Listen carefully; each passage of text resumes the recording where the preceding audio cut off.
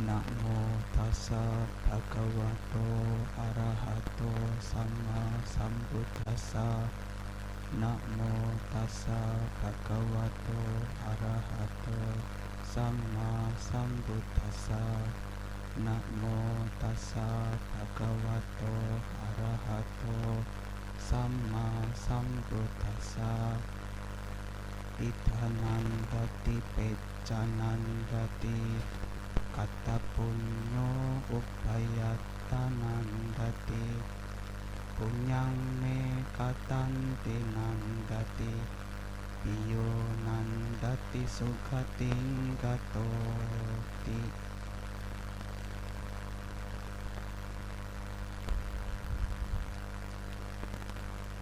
Pertama-tama, terpujilah Sang Buddha, Namo Buddhaya. Yang saya hormati Romo Ramani, Bapak Ibu serta saudara-saudari sekalian yang berbahagia. Di kesempatan pagi hari ini kita kembali berjumpa. Di kesempatan yang sungguh luar biasa ini, kita bersama-sama kembali memperkokoh keyakinan kita pada Sang Tiratana dan juga kembali bersama-sama memperdalam pengetahuan kita dengan mendengarkan Dhammadesana. Para bapak dan ibu, saudara-saudari sekalian, di dalam kehidupan kita sehari-hari, di dalam kehidupan kita sebagai manusia, tentu kita semua pasti mengharapkan kebahagiaan. Semua makhluk pada dasarnya ingin bahagia. Semua makhluk pada dasarnya tidak ingin menderita. Kita semua bekerja keras dari pagi hingga malam, melakukan ini dan itu, berupaya melakukan pengorbanan, bahkan rela menghabiskan waktu kita hanya untuk apa? Untuk mendapatkan kebahagiaan. Tidak ada seorang pun di dunia ini yang ingin hidupnya menderita. Meskipun jalan yang ditempuh adalah susah payah, meskipun harus bekerja keras dari pagi hingga malam, tujuannya sama, yaitu sama-sama ingin bahagia. Kita semua sama-sama ingin bahagia. Tetapi kadang-kadang meskipun kita punya tujuan ingin bahagia, tetapi cara yang kita ambil, cara yang kita tempuh untuk menjadi bahagia adalah cara yang keliru. Kadang-kadang kita bertujuan supaya kita bahagia, terbebas dari penderitaan, tetapi apa yang kita lakukan justru malah sebaliknya. Kita melukai diri kita sendiri, kemudian menyebabkan diri kita harus menanggung penderitaan. Karena apa? Karena dasarnya tidak tahu mana jalan yang benar untuk menjadi bahagia. Lantas bagaimana caranya supaya kita bisa bahagia menurut agama Buddha, menurut apa yang diajarkan oleh Sang Buddha? Tak lain adalah mempraktikkan Dhamma, menjalankan kebajikan-kebajikan, dan juga menjaga pikiran kita ini. Karena yang namanya kebahagiaan sesungguhnya adalah pikiran kita. Kebahagiaan itu bukan sesuatu yang kita miliki, bukan barang, tetapi adalah pikiran kita. Isi dari pikiran kita lah yang menentukan apakah kebahagiaan, apakah penderitaan. Kenapa kita menderita? Kalau ditanya, kenapa kita menderita? Pasti kita akan menjabarkan, waduh Bante, karena saya tidak punya ini, jadi saya menderita. Waduh Bante, keinginan saya belum terpenuhi, Siapa sih yang membuat menderita?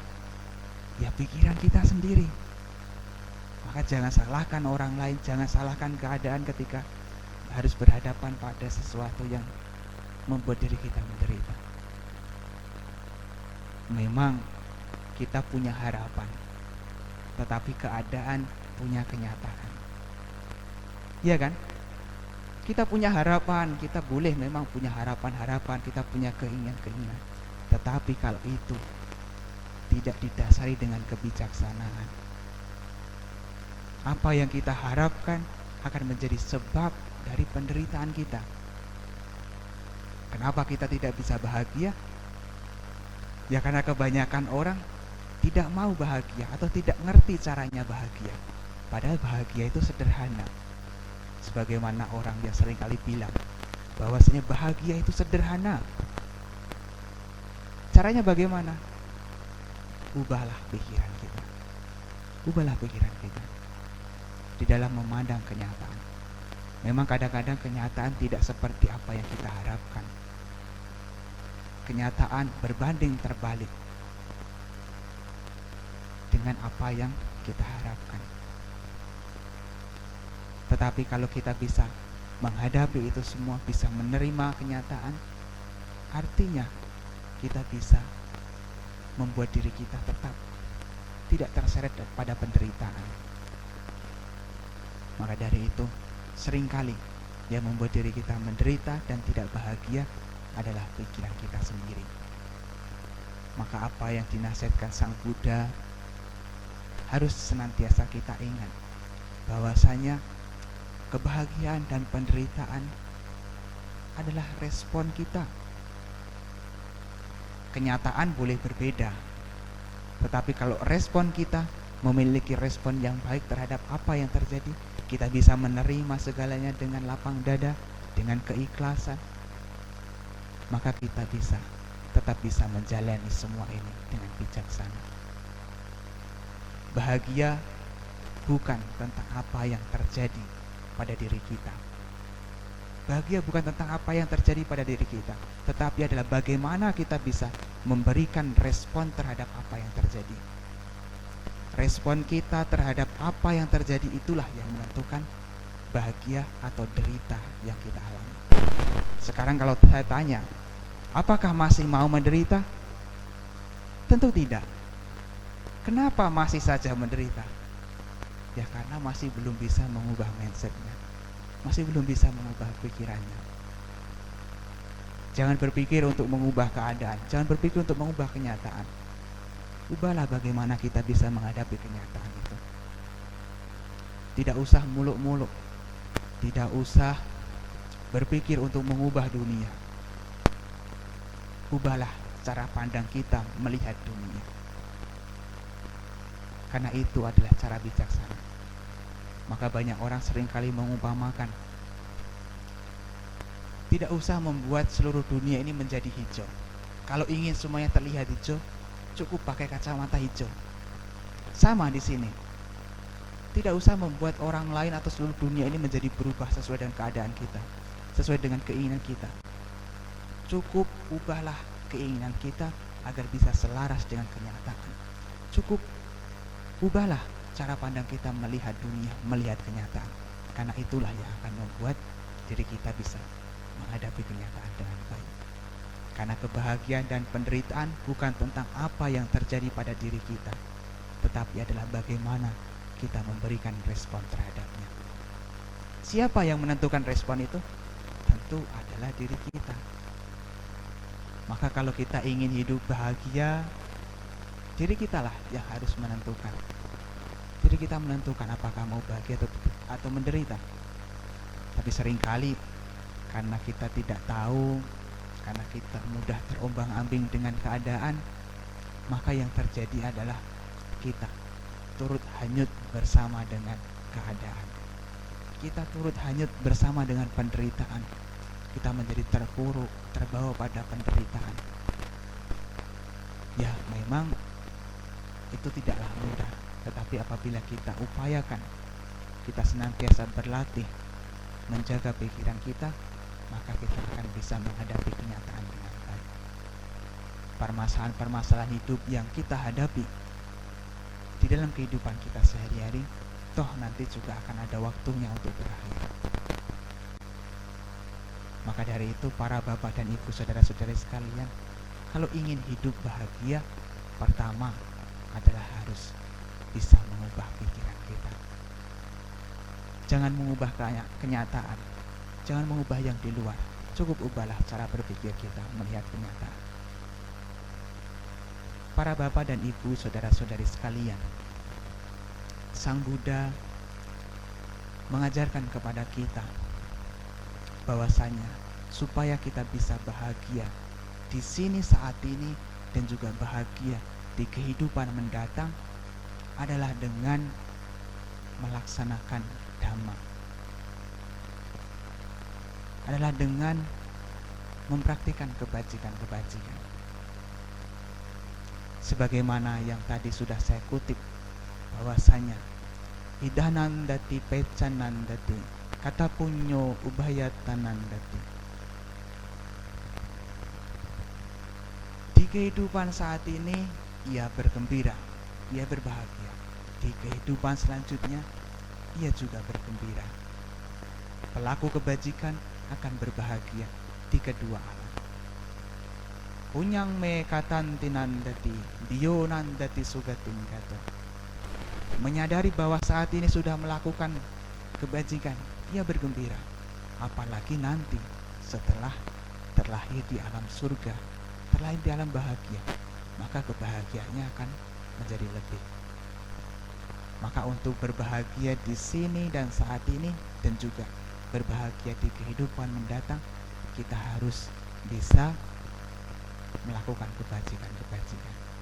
Memang kadang-kadang meskipun kita berbuat bajik, tetapi masih saja kita harus berhadapan dengan berbagai macam permasalahan hidup. Memang tidak bisa dipungkiri, kehidupan ini memang sulit. Kicang macana jewitan.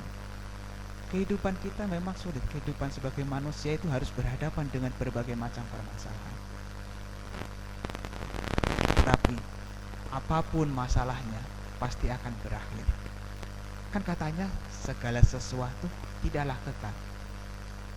Tidak ada yang kekal, tidak ada yang abadi, termasuk permasalahan-permasalahan hidup yang kita hadapi. Maka meskipun dalam kondisi sesulit apapun, kalau kita masih ingat, masih yakin bahwasanya kebajikan yang saya lakukan ini yang akan membuat diri saya terbebas dari penderitaan ini, yang akan membuat diri saya berbahagia, maka sesulit apapun kondisi kita tetap akan melakukan kebajikan. Kalau toh tidak bisa dipetik saat ini juga, pasti suatu saat nanti akan kita petik. Karena siapa yang menanam, ia juga yang akan memetik buahnya. Pelaku kebajikan akan memetik kebajikan, kebahagiaan. Pelaku keburukan juga akan memetik keburukan atau penderitaan. Jadi sang wapate bicang tadi sang harate palang kalyana kari cakalyanang papakari capapatang. Sebagaimana benih yang ditabur, demikian juga yang akan dipetik. Pelaku kebajikan akan mendapatkan kebahagiaan, pelaku keburukan akan mendapatkan penderitaan. Kalau kita yakin pada prinsip hukum karma ini, kita tidak akan menyerah menghadapi keadaan. Kita akan terus berusaha melakukan kebajikan, karena memang kebajikan inilah yang akan menjadi pendukung tercapainya kebahagiaan. Manfaat dari berbuat baik adalah kebahagiaan di sini dan juga di kehidupan mendatang. Kadang-kadang kita mengeluh, saya sudah berbuat baik, kenapa saya masih begini-begini saja? Bagi orang yang tidak punya keyakinan, ini akan membuat dirinya menjadi patah semangat. Tetapi bagi mereka yang punya keyakinan, akan tetap terpacu, akan menjadi sadar, ternyata kehidupan atau kesusahan yang saya hadapi ini tidak lepas dari apa yang sudah saya perbuat di masa lampau. Itu artinya kesusahan hidup yang saya hadapi saat ini adalah buah dari perbuatan di masa lampau. Kalau saat ini kita sadar bahwasanya saat ini kita sedang susah, artinya apa? Kita perlu menanam, kita perlu menambah kebajikan. Karena memang kehidupan ini beraneka ragam. Kalau kita lihat seperti petani misalnya, seperti petani. Kalau petani itu tidak menanam, bagaimana mau bisa panen? Bagaimana bisa panen kalau tidak menanam? Iya kan? Kalau petani hanya meratapi, waduh, hari ini saya nggak panen, waduh, saya nggak panen, hanya bisa melihat orang lain yang panen, maka dia akan terus menderita. Kalau dia sadar bahwa saya saat ini tidak panen, maka ia harus mengupayakan untuk menanam lagi, menanam lagi, menanam lagi, menanam yang lebih banyak, supaya nanti bisa memanen. Jadi kalau kita saat ini sedang berhadapan dengan kesusahan, jangan berhenti berbuat baik. Sadarilah bahwasanya apa yang kita terima saat ini tidak terlepas dari karma atau perbuatan yang pernah kita perbuat di masa lampau. Justru karena keadaan sulit yang kita hadapi saat ini harus menyemangati kita. Kita harus banyak berbuat kebajikan lagi, supaya nanti kehidupannya lebih mudah. Gunakan tangan kita ini untuk berbuat kebajikan.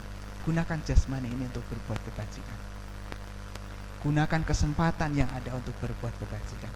Bisa berdana, merawat sila, berlatih meditasi. Karena kebajikan yang kita lakukan ini dikatakan sebagai salah satu roda yang mengantar pada keberhasilan. Salah satu roda.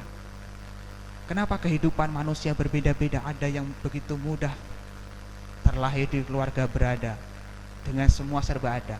Tetapi kenapa ada juga orang yang terlahir di keluarga yang tidak mampu, yang serba susah? Tak lain karena kebajikan. Kenapa ada orang yang baru memulai usaha kemudian bisa sukses? Ya karena ada timbulan kebajikan. Maka yang disebut sebagai pube kata punyata atau memiliki timbulan kebajikan ini disebut sebagai salah satu roda pengantar keberhasilan. Maka di samping kita berusaha, tentu yang harus kita lakukan adalah senantiasa membuat kebajikan-kebajikan. Bisa berdana, merawat sila, bermeditasi. Kadang-kadang memang kita tidak bisa menyangka kebajikan begitu memberikan buah yang begitu besar. Coba kita bayangkan, ada orang yang dulu punya timbulan jasa kebajikan, cukup menggunakan tangan ini saja, eret, berapa puluh juta, eret, berapa miliar. Tapi ada di luar sana yang kurang beruntung, udah cek, nggak dapat juga. Cek, nggak dapat juga. Sudah bekerja begitu keras juga tidak dapat juga. Sementara ada orang lain yang begitu mudah, tinggal oret, tanda tangan, set, dapat. Penghasilannya lebih banyak. Coba kalau kita bandingkan, kenapa ini begitu berbeda? Agama Buddha menjawab bahwasanya perbedaan itu terjadi karena karma, perbuatan kita di masa lampau. Kalau saat ini kita tidak mau memperbaiki keadaan, tidak mau mengupayakan kebaikan, ya selamanya kita akan terpuruk dalam penderitaan, dalam kesusahan. Justru kalau kita saat ini susah, kita harus sadar, kita harus lebih banyak menanam. Para bapak dan ibu, saudara-saudari sekalian, kebajikan bisa kita lakukan dengan berbagai macam cara. Tetapi ada yang cukup ringkas dan senantiasa bisa kita terapkan di dalam kehidupan kita sehari-hari, yaitu berkenaan dengan 3 landasan perbuatan bajik. Dikatakan, tini mani bikawe, punya kiriyawatun. Kata mani tini, wahai para biku, terdapat 3 landasan perbuatan bajik. Kata mani tini, apakah yang 3 itu? Dana maya punya kiriyawatu. Sila maya punya kiriwatu, Bhawana maya punya kiriwatu. Kebajikan yang didapat dari perbuatan memberi, berdana. Kebajikan yang didapat dari menjaga moralitas, dan juga kebajikan yang didapat dari mengembangkan batin, bhawana. Maka 3 jenis perbuatan bajik ini kalau kita upayakan di dalam kehidupan kita sehari-hari, ini akan memberikan kelancaran bagi diri kita, akan bisa membuat diri kita bahagia.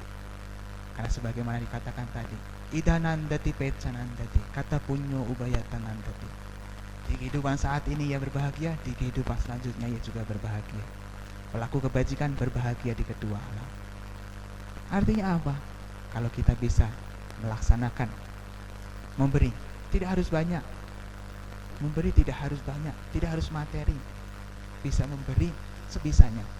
Kita berbagi kepada orang lain.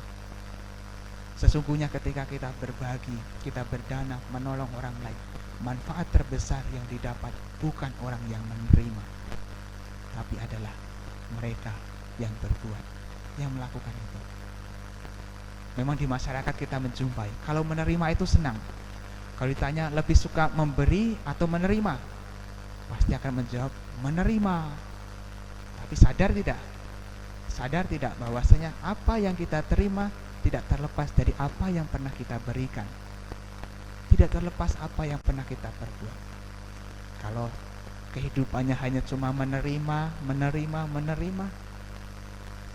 ya nanti lama-kelamaan habis, tidak menerima apa-apa. Akibatnya apa? Ya seperti yang ada di jalan-jalan itu. Maka memberi adalah cara untuk mendapatkan. Karena Sang Buddha juga mengatakan bahwasanya akibat dari memberi adalah tidak kekurangan. Orang yang suka berdana, suka memberi, tidak akan kekurangan.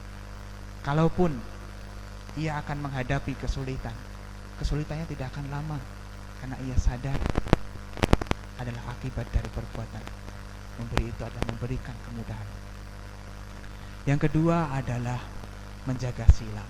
Menjaga sila adalah menjaga moralitas, bersikap baik, baik secara jasmani, ucapan, dan juga pikiran. Karena ketika kita menjaga pikiran, menjaga ucapan, dan juga menjaga perilaku, kita tidak merugikan orang lain. Justru kita memberikan manfaat pada orang lain. Dan dengan cara yang sama, kita akan mendapatkan manfaat dari menjaga sila. Kita akan berbahagia, bebas dari penyesalan, karena apa yang kita lakukan berdasar pada kebenaran. Yang ketiga adalah bhawana. Bhawana artinya adalah mengembangkan batin, melatih batin, mengembangkan sifat-sifat luhur yang ada di dalam batin kita masing-masing. Kalau kita senantiasa mengembangkan batin kita, kita menyingkirkan pikiran-pikiran yang tidak baik, kita singkirkan pikiran-pikiran yang berupa kebencian, keserakahan, kebodohan batin, iri hati, itu kita singkirkan, maka kita akan menjadi orang yang bahagia. Kadang-kadang kita perlu mencintai diri kita sendiri. Kadang-kadang kita perlu memaafkan diri kita sendiri. Penyesalan-penyesalan harus kita singkirkan, harus kita tinggalkan. Apa sih yang perlu disesali? Atau sudah terjadi? Makanya Sang Buddha mengatakan bahwasanya orang yang bahagia itu adalah orang yang tidak terbebani karena masa lampau, dan juga tidak terlalu khawatir dengan masa depan. Fokus pada kehidupan saat ini, orang tersebut disebut bahagia. Masa lalu telah berlalu. Tidak ada penyesalan yang bisa mengubah kenyataan. Tidak ada kekhawatiran yang bisa mengubah kenyataan. Maka jalanilah kehidupan ini saat ini, isilah dengan kebaikan. Singkirkan pikiran-pikiran negatif, karena itu yang akan membuat diri kita menjadi hidup bahagia di sini, saat ini, dan juga tentu ini akan berakibat pada kehidupan mendatang. Makanya kita tidak henti-hentinya diingatkan oleh Sang Buddha untuk senantiasa mempraktikkan Dhamma. Karena mempraktikkan Dhamma, mempelajari ajaran Sang Buddha, kita terapkan di dalam kehidupan kita sehari-hari, kita akan bisa mendapatkan kebahagiaan di sini, saat ini, dan juga nanti di kehidupan mendatang. Dhammacari sukang seti asming loke paramhita. Ia yang mempraktikkan Dhamma akan berbahagia di kehidupan saat ini dan juga di kehidupan mendatang. Sebaliknya, ia yang melakukan keburukan-keburukan akan membuat dirinya menderita, bukan hanya di sini, tetapi juga di kehidupan mendatang. Karena kita sama-sama ingin hidup bahagia, tidak mau menderita, marilah kita bersama-sama mengisi hidup kita dengan kebajikan. Marilah kita bersama-sama melakukan kebajikan-kebajikan, karena kebajikan inilah yang akan menjadikan diri kita lebih tenang menghadapi kenyataan. Karena kita punya bekal untuk menghadapi kehidupan. Kita punya bekal untuk menghadapi berbagai macam permasalahan di kehidupan saat ini, dan juga kita punya bekal untuk menghadapi kehidupan mendatang. Maka terus laksanakanlah dhamma, terus berbuatlah kebajikan. Karena saya yakin kalau Bapak Ibu Saudara sekalian mengisi kehidupannya dengan kebajikan dan senantiasa menerapkan dhamma di dalam kehidupan sehari-hari, pasti akan berbahagia di kehidupan saat ini dan juga di kehidupan mendatang. Inilah yang dapat saya sampaikan di kesempatan kali ini.